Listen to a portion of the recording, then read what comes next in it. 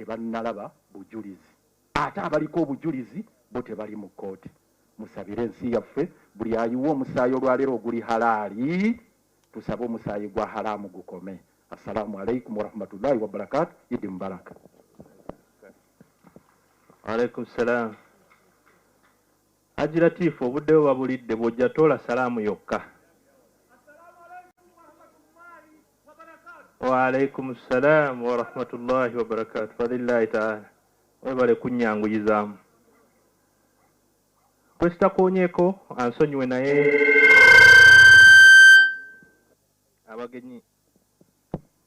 abagenyi bo tulina bangi, mwenna tubalabye mu bitiibwa byammwe, naye munzikirize enkomaawo n'okwanjula pozi kusaidi y'abakyala Hajati Muzaana n'abazaana gye bali babawubireko buwubizi kajjaamu. Tusanyusa balaba abazaana. Munzikirize enkomaawo ku kwanjula, nsabe Mukama waffe ajje ayogereko gye tuli, nkimanyi mumulindiridde, era bw'anaaba ajja nja kusaba musome takbir paka bw'anaatuuka wano. Allahu akbar, la ilaha illa Allah, Allahu akbar, Allahu akbar, walillahi alhamd. Saba mbuga tukulindiridde, ojja otubuuzeeko.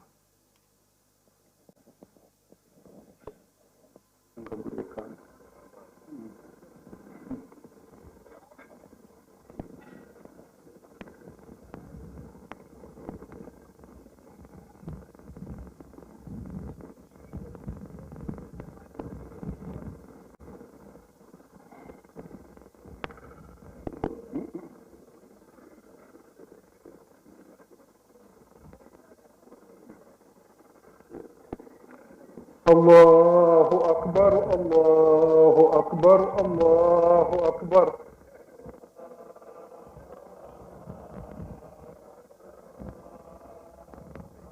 Allahu akbar, Allahu akbar, Allahu akbar.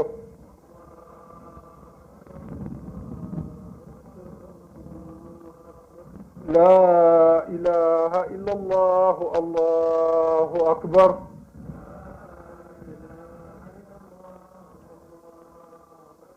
لا إله إلا الله، الله أكبر.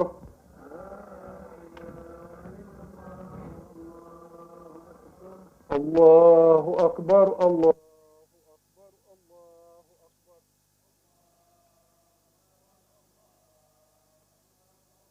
ولله الحمد. Hello. So, Your Eminence, Supreme Mufti wa Uganda, bakadde bange bamashekhe mwenna abali wano, omukulu w'abamashekhe, Lord Mayor w'ekibuga Kampala, ababaka b'abantu, ab'ebitiibwa mwenna, bahaji ne bahajjatu. Assalamu alaikum wa rahmatullahi wa barakatuh. Twebaza Allah subhanahu wa ta'ala atusizza ku lunaku luno olwa Idi Adha, nga tusaba Mukama Katonda akkirize byonna byonna bye tuyiseemu okuva lwe twasemba okubeera wano, era abe ng'atuweemu mpeera nnungi ku ebyo tusobodde okukola. Twegatta ku bannaffe abali kati mu hijja, abali mu mikolo egy'okumaliriza emikolo gya hijja, nga tusaba Katonda akkirize hijja zaabwe, naffe akkirize edduwa zaffe. Allahumma amin. Fenna nga bwe tumanyi Idi Adha, Idi ya kusaddaaka, Idi ya kusala bisolo, Idi ya kwenenya, ya kusanyuka na kudda eri Mukama Katonda. Tusaba abantu ba Allah mwenna gye muli nga tubayizaayiza okutuuka ku lunaku luno olwaleero, nga tubasaba mube nga mutambulira mu ekyo eky'omugaso oba ffenna kye tulina okukola ku lunaku luno, nga tusaddaaka eri mikwano gyaffe, baganda baffe, naddala okusingira ddala bamiliraana baffe, naye okusingira ddala bannaffe abo abatalina. Ekigendererwa mu kino ffenna tusobole okuba nga ku lunaku nga luno tulina ke tuzza eri omumwa, tulina nga tutambulira mu bufu bw'abajjajjaffe abaasooka okubeera ku nsi kuno. Kigambo kino tujja kusaba Allah bawaddeyo akantu tube nga tugabana ne bannaffe abatalina. Kino tukyogedde emirundi mingi, tutweggyemu obukodo tugabane n'ebyo Allah byasobodde okutuwa. Omuntu omukodo omulabira nnyo mu mizigiti, ne baleeta akabokisi ayinza okugaana okubaako kaasuulamu, naye ng'ate omuntu y'omu yagamba nti wange omuzigiti nga tebaguyonja, naye ate n'abanga naye talina contribution gy'akoze okulaba nga omuzigiti ogwo gutereera. Era oli bw'awa akabokisi bw'alemerawo afazaali asoma obulaadi nibwaba nga yabusomye dda, naye nga kyonna kyonna alwana butabaako ky'ateeka mu kabokisi. Allah tajja kuwa okuggyako ng'ozizzaayo eri abo be yawa. Kale tubasaba si lwa leero lwokka, naye mu nsi muno tugabane n'ebyo Allah ffenna byasobodde okuba nga atuwa, naye okusingira ddala okuwa abo bannaffe abatalina kye bazza eri omumwa. Njagala nnyo okubeebaza mwenna abasobodde okubeerawo ku lunaku lwa Sande nga tujaguza nga tujjukira emirimu bajjajjaffe gye baakola okusimba n'okutumbula eddiini yaffe eno ey'Obusiraamu. Twebaza nnyo mwenna abasobodde okubeerawo nga bwe mba mulimu kye twayize mu mikolo gino, ffenna tukole lillah. Allah ajja tweyimirira, ebikoleddwa bijjagasa abanajja oluvannyuma nga tuvuddewo. Bano senga baali tebakoze bye baakola nga babikola lillah, emikisa mingi ekifaananyi ky'Obusiraamu mu ggwanga lino kyandibadde kifaanana bulala, tekyandifaananye ng'olwaleero bwe kiri, era okuba nga eddiini eno tugyeyagaliramu. Tubeebaza bannaffe mwenna, mwebale kutukwatirako, mwebale kujja. Allah mwenna buli omu amusasule bulungi bwereere. Olwaleero bwe tutuukidde wano tutwala omukisa guno okusaasira bannayuganda abalina abantu baabwe be baafiirwa mu basirikale abaafiira e Somalia, abafiiridde mu bulumbaganyi e Kasese, n'abo bannaffe abafiiriddwako abantu baabwe mu bitundu ebitali bimu eby'eggwanga, gamba ng'Emityana waddeyo obubbi obutaggwa, e Masaka, ebijambiya beekanga ebiri mu ffeeza endala n'ebitundu ebitali bimu. Bannaffe mwenna tubasaasira nga tusaba Katonda abasibe ebimyu, naye mu mwoyo gwe gumu tujja kusaba bannaffe abalina obuvunaanyizibwa okukuuma n'ebyaffe babe nga bawa obukuumi ffenna abali mu ggwanga lino Uganda kyenkanyi, tusobole okuba n'emirembe, ate era buli omu asobole okugyeyagaliramu. Kimulirwa naawe bw'aba nga talina mirembe naawe tojja gifuna.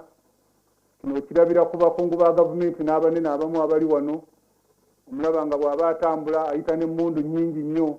Obunkeeka obuva kuba nti mulirwa naawe tateredde. Senga ffenna tuba tuteredde, tewali muntu kifuula kibuga kyaffe kubanga ekiri mu lutalo kibuli munene gw'olaba alina emmundu 3, 4, 5 n'ogamba naye kati zino zonna senga zikuumye bannayuganda ffenna twandibadde nga tulina emirembe. Tubasaba kintu ekyo mukitunulemu, mube nga abantu bonna beeyagalira mu nsi yaabwe Uganda.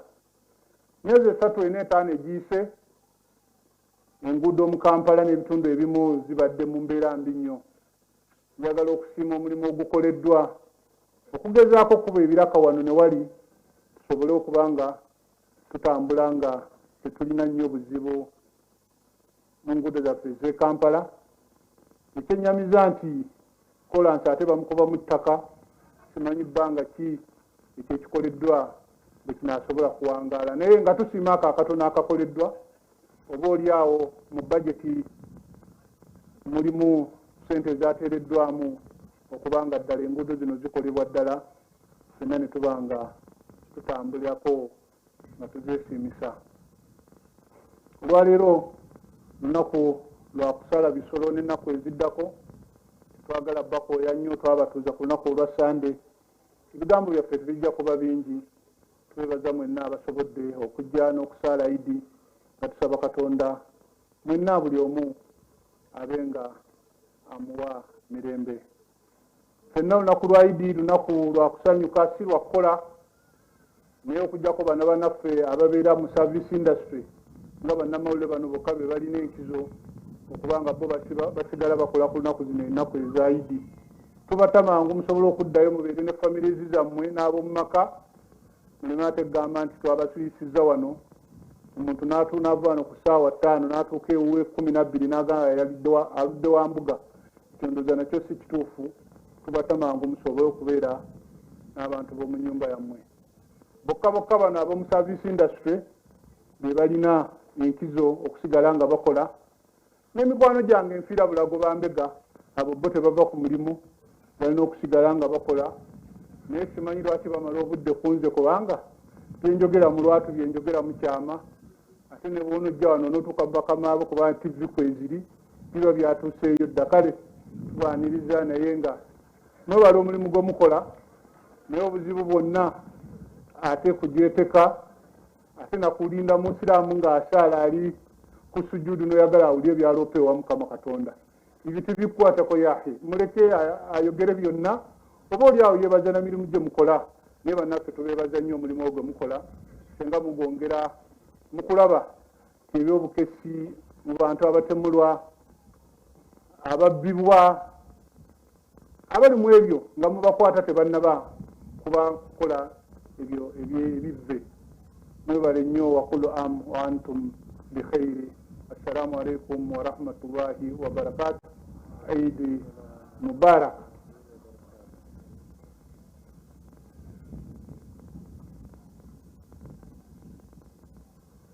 Kino ky'abannaffe ab'amawulire English Bite. Assalamu alaikum wa rahmatullahi wa barakatuh. As we celebrate Eid al-Adha, I take this opportunity to salute all brethren and congratulate them on this day of Eid al-Adha. We all know that Eid al-Adha is a day of sacrifice, is a day of feasting, not fasting.